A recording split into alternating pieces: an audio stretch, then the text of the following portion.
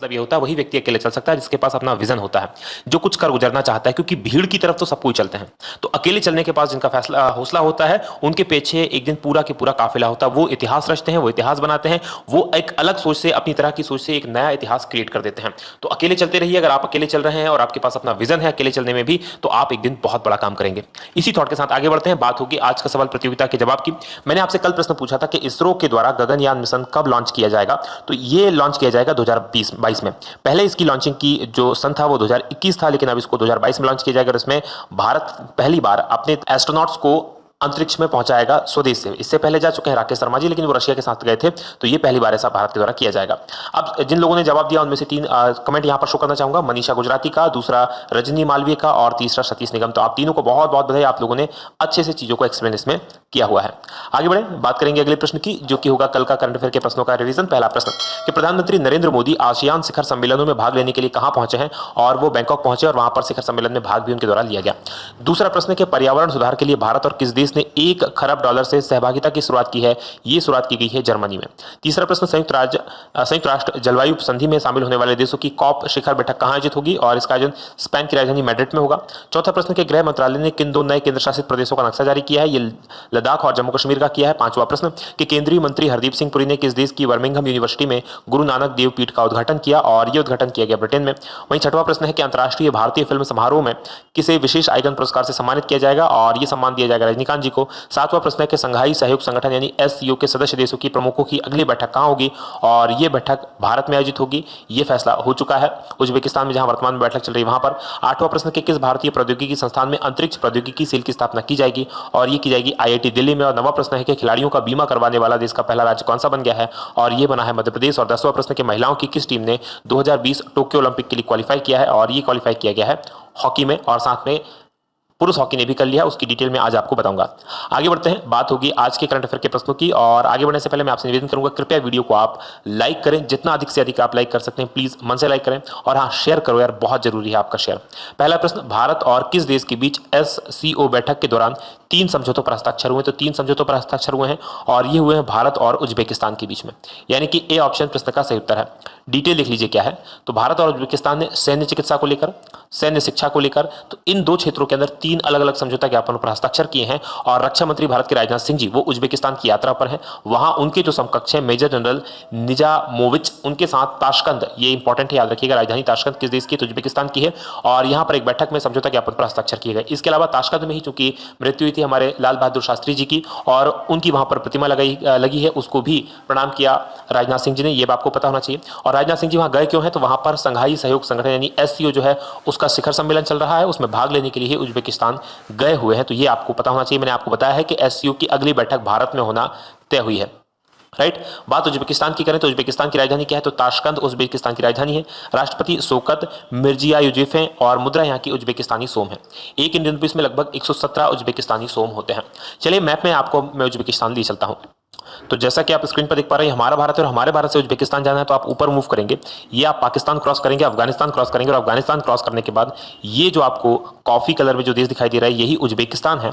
और उज्बेकिस्तान की राजधानी देखिए यहाँ पर, ये ताशकंद जो इसकी राजधानी। आसपास कौन सा देश है, इधर किर्गिस्तान है, ऊपर कजाकिस्तान है, नीचे तुर्कमेनिस्तान है, राइट। इधर देखेंगे तो ताजिकिस्तान है, और इधर अफगानिस्तान, यानी सारे तरफ कोई ना कोई तान के ही पड़ा हुआ है इसमें। तो इस प्रकार से आप इसको याद रख सकते हैं। अराल सागर ये किस किस के बीच में, तो काजिकिस्तान और उज्बेकिस्तान के बीच में स्थित है।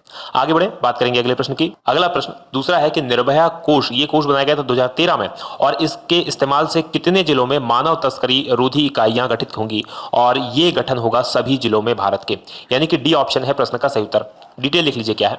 तो सरकार जो है 100 करोड़ रुपए की लागत से सभी जिलों के अंदर निर्भया कोष की मदद से, ये 100 करोड़ रुपए निर्भया कोष से लिया जाएगा, और इसकी मदद से मानव तस्करी रोधी इकाइयों का गठन करने वाली है। और केंद्र ने महिला सुरक्षा के लिए ये कदम उठाया है, और इसी को ध्यान में रखते हुए जो गैर सरकारी संगठन है और सरकारें हैं उनकी पहल से और उनकी सहयोग से 2013 में निर्भया कोष के गठन किया गया था, राइट। तो जो फेमस एक निर्भया कांड हुआ था, आप सभी को उसके बारे में पता है। और यहाँ पर एक बात मैं जोड़ दूं, ये जो मानव तस्करी रोधी इकाइयां होंगी, इसके लिए पुलिस स्टेशन में स्पेशल हेल्प डेस्क बनाई जाएगी। आगे बढ़ेंगे, बात होगी अगले प्रश्न की, जो कि तीसरा प्रश्न है कि भारत और किस देश के बीच संयुक्त सेना अभ्यास डस्ट लीक, इसकी शुरुआत हुई है, और ये भारत और उज्बेकिस्तान के बीच में हो रहा है, यानी कि बी ऑप्शन प्रश्न का सही उत्तर है। डिटेल लिख लीजिए क्या है। तो भारत और उज्बेकिस्तान के बीच में पहला संयुक्त सैन्य अभ्यास, नाम है डस्ट लीग, ये आयोजित होगा और इसका आयोजन 2 से लेकर 13 नवंबर के बीच ताशकंद के पास में एक जगह है चिरचिक प्रशिक्षण क्षेत्र, वहां पर इसका आयोजन किया जाएगा और ये आयोजन का संबंध आतंकवाद से निपटने से है। आगे बढ़ेंगे, बात होगी चौथे प्रश्न की कि संस्कृत का पहला विश्व सम्मेलन कहाँ आयोजित किया जाएगा। तो संस्कृत का पहला विश्व सम्मेलन है और इसका आयोजन भारत में नई दिल्ली में किया जाना है। संस्कृत भारती एक संस्था है जो संस्कृत के लिए काम करती है। संस्कृत कौन बोलचाल की भाषा है, जितना अधिक से अधिक संस्कृत का यूज हो सके उसके लिए संस्था काम करती है। तो सी ऑप्शन प्रश्न का सही उत्तर है। डिटेल लिख लीजिए इसकी क्या है। तो संस्कृत भारती दिल्ली के अंदर पहला विश्व सम्मेलन आयोजित करेगी संस्कृत का और इसका आयोजन होना है 9 से लेकर 11 नवंबर के बीच में, जिसमें 17 देशों के 4455 प्रतिनिधि शामिल होंगे। आगे बढ़े, बात होगी अगले प्रश्न की जो कि 5वां प्रश्न है कि किसने खेती के लिए पर्यावरण हितैषी नैनो उर्वरक जारी किया है। तो नैनो उर्वरक जो जारी किए गए हैं खेती के लिए पर्यावरण हितैषी और ये किए हैं इफ्को ने। इफ्को यानी कि बी ऑप्शन प्रश्न का सही उत्तर है। डिटेल लिख लीजिए क्या है। तो Indian farmers fertiliser cooperative, IFFCO का नाम आपने कई बार सुना होगा लेकिन इसकी फुल फॉर्म आप याद रख लीजिएगा, इंडियन फार्मर्स फर्टिलाइजर कॉर्पोरेटिव, ये इसका फुल फॉर्म है। और उर्वरक के क्षेत्र में और अच्छा काम करने के लिए नैनो नाइट्रोजन, नैनो जिंक और नैनो कॉपर, ये 3 उर्वरक हैं जो प्रयोग होते हैं खेतों में फसलों के लिए और इनका जो क्षेत्रों में परीक्षण के लिए, यानी इनको अब परीक्षण के लिए निकाला जाएगा, इनको जारी कर दिया गया है। और जो परंपरागत अभी तक जो रासायनिक उर्वरक थे उनकी तुलना में इनको 50% कम डालने की जरूरत होती है और फसलों में 15 से 30% तक की अधिक पैदावार होती है। तो कुल मिलाकर पर्यावरण के थोड़े से ये और हितैषी हैं।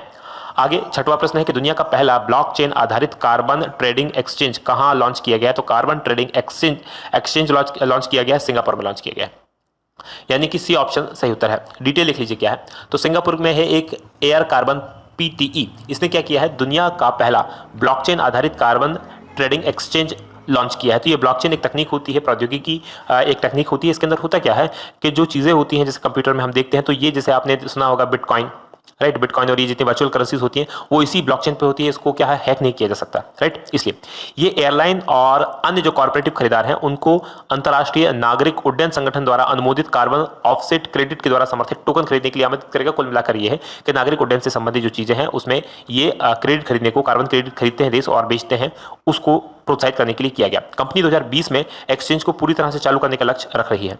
आगे बढ़ेंगे, बात होगी 7वें प्रश्न की कि किसने मध्य प्रदेश उच्च न्यायालय के मुख्य न्यायाधीश की शपथ ली है। तो मुख्य न्यायाधीश के रूप में शपथ ली है जस्टिस अजय कुमार मित्तल ने।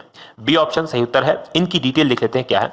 तो न्यायमूर्ति अजय कुमार मित्तल ये बन गए हैं मध्य प्रदेश के उच्च न्यायालय के मुख्य न्यायाधीश और इसकी पद की शपथ राजभवन में इनके द्वारा ली गई। और वर्तमान में जो मध्य प्रदेश के राज्यपाल है लालजी टंडन ने राजभवन के अंदर उनको ये शपथ दिलवाई, राइट। अब ये जो है मध्य प्रदेश उच्च न्यायालय के 25वें मुख्य न्यायाधीश अब बन गए हैं और इससे पहले ये जो मेघालय उच्च न्यायालय है वहां के मुख्य न्यायाधीश थे। आगे बढ़ेंगे, बात मध्य प्रदेश की करेंगे। तो मध्य प्रदेश मैप में देख लीजिए, ये मध्य प्रदेश है। मध्य प्रदेश को भारत का हृदय प्रदेश या दिल कहा जाता है। 1 नवंबर 1956 को गठन हुआ था। राजधानी भोपाल है। मुख्यमंत्री कमलनाथ हैं, राज्यपाल लालजी टंडन है और राजकीय पशु बारहसिंगा है, राजकीय पक्षी शाह बुलबुल है, राजकीय वृक्ष बरगद है और राजकीय फूल सफेद लिली है। यहाँ पर लोकसभा की 29 सीटें हैं, राज्यसभा की 11 सीटें हैं और विधानसभा की 230 सीटें हैं। जल्द ही यहाँ पर विधान परिषद गठन की जाएगी। जब वो गठित की जाएगी उसके बारे में आपको जरूर जानकारी दी जाएगी। आगे बढ़ेंगे, बात होगी 8वें प्रश्न की कि किस देश ने तीसरी बार रग्बी विश्व कप जीता है। तो रग्बी विश्व कप तीसरी बार जीत लिया है और ये जीता है दक्षिण अफ्रीका ने, यानी कि डी ऑप्शन प्रश्न का सही उत्तर है। डिटेल लिख लीजिए क्या है। तो दक्षिण अफ्रीका ने जापान में ये टूर्नामेंट हुआ था और इसमें इंग्लैंड को हराया 32-21 से, यानी एक तरफा मैच जीता और तीसरी बार ये विश्व कप का खिताब अपने नाम कर लिया है। ये विश्व कप जीतने के बाद दक्षिण अफ्रीका ने न्यूजीलैंड भी 3 बार इस विश्व कप को जीत चुकी है, तो उसकी बराबरी कर ली है और प्रधानमंत्री नरेंद्र मोदी ने इसके लिए दक्षिण अफ्रीका की टीम और दक्षिण अफ्रीका के राष्ट्रपति सिरिल रामाफोसा को बधाई दी है। आगे बढ़ेंगे, बात दक्षिण अफ्रीका की करेंगे। दक्षिण अफ्रीका की राजधानी 3 है एक्चुअल में, कार्यपालिक यानी जहां सरकार है वो प्रोटोरिया है, कैपटाउन जहां पर विधायी यानी कि संसद है और फ्लोमफोटेन जहां पर न्यायिक यानी कि सुप्रीम कोर्ट है इनका, वहां पर 3 राजधानी है। राष्ट्रपति कौन है, साइरिल रामाफोसा और मुद्रा रैंड है। एक रैंड में जब इसके अंदर 5 इंडियन रुपीस होते हैं। चलिए मैप में मैं आपको दक्षिण अफ्रीका लिए चलता हूं। तो जैसा कि आप स्क्रीन पर देख पा रहे हैं, ये हमारा भारत और हमारे भारत से अगर आपको जाना है दक्षिण अफ्रीका तो मूव कीजिए अफ्रीका की तरफ पश्चिम में और ये जो सबसे नीचे आप देश देख रहे हैं यही दक्षिण अफ्रीका है, राइट। ये दक्षिण अफ्रीका है। यहां पर आप देखिए, अब ये इसकी राजधानी आपको यहां पर दिखाई दे रही होगी प्रोटेरिया, ये इसकी विधायी राजधानी कार्यपालिक राजधानी है। और इसके अंदर 2 खास बात है। एक तो इसके अंदर एक ऐसा देश है जो पूरी तरह से दक्षिण अफ्रीका से चारों तरफ से घिरा है जिसका नाम है लेसोथो पूरी तरह से दक्षिण अफ्रीका से घिरा हुआ है। और एक ऐसा देश है जिधर देखेंगे तो ये इस्तवानी, इसने नाम चेंज कर लिया, पहले स्वाजीलैंड था जिसकी राजधानी मवाने है, इसने नाम चेंज करके स्तवानी कर दिया है। राइट, आगे बढ़ेंगे, बात करेंगे अगले प्रश्न की। अगला 9वां प्रश्न है कि किस भारतीय खिलाड़ी ने सर्वाधिक T20 मैच खेलने के महेंद्र सिंह धोनी के रिकॉर्ड को तोड़ दिया है, और ये रिकॉर्ड तोड़ा है भारत के हिटमैन के नाम से फेमस रोहित शर्मा ने। यानी कि सी ऑप्शन प्रश्न का सही उत्तर है। डिटेल लिख लीजिए क्या है। तो रोहित शर्मा ने पूर्व कप्तान महेंद्र सिंह धोनी इनका रिकॉर्ड तोड़ दिया। 98 T20 मैच अभी तक इन्होंने खेले थे और इसका रिकॉर्ड तोड़कर इन्होंने जो है 99 मैच खेल लिए हैं। अब इसके अलावा विराट कोहली जो वर्तमान कप्तान है उनका भी रिकॉर्ड तोड़ दिया। इन्होंने जो है T20 में 2452 रन बना लिए हैं रोहित शर्मा ने, जबकि जो भारतीय कप्तान है उनके द्वारा 2450 रन बनाए गए हैं। लेकिन विराट कोहली की रन 72 मैचेस में है, जबकि रोहित शर्मा के ये जो रन है वो कितने मैचेस में है, 99 मैचेस में है। आगे बढ़ेंगे, बात करेंगे अगले प्रश्न की, जो कि 10वां प्रश्न है कि किस खेल में पुरुष और महिला दोनों टीमों ने 2020 टोक्यो ओलंपिक के लिए क्वालिफाई कर लिया है। तो आप सभी को इसका उत्तर पता है, और ये किया है हॉकी में, यानी कि डी ऑप्शन प्रश्न का सही उत्तर है। डिटेल लिख लीजिए क्या है। तो भारत और पुरुष और महिला हॉकी टीम ने अगले वर्ष टोक्यो के अंदर आयोजित होने वाले ओलंपिक उसके लिए क्वालिफाई कर लिया है, और भारत की जो पुरुष टीम है उसने 21वीं बार इसके लिए क्वालिफाई किया है। इसके अलावा महिला टीम के लिए बड़ी बात है, क्योंकि महिला टीम ने केवल तीसरी बार इन खेलों में जगह बनाई है। बात करेंगे अगले ओलंपिक्स में जिनका आयोजन किया जाना है। 2024 ओलंपिक का आयोजन पेरिस फ्रांस में होना है, और 2028 ओलंपिक का आयोजन लॉस एंजलिस अमेरिका में होना है। ये था आज का हमारा पूरा वीडियो। अब बढ़ेंगे आज का सवाल प्रतियोगिता की तरफ। आज का हमारा सवाल है कि भारत ने हॉकी में ओलंपिक्स में कितने स्वर्ण पदक जीते। तो भारत का एक बहुत लंबा इतिहास रहा है हॉकी में, और सबसे ज्यादा स्वर्ण पदक जीते हैं अभी तक जितने देशों ने जीते हैं उसमें सबसे ज्यादा के लिए भारत ने जीते हैं। तो कमेंट करके मुझे बताइएगा।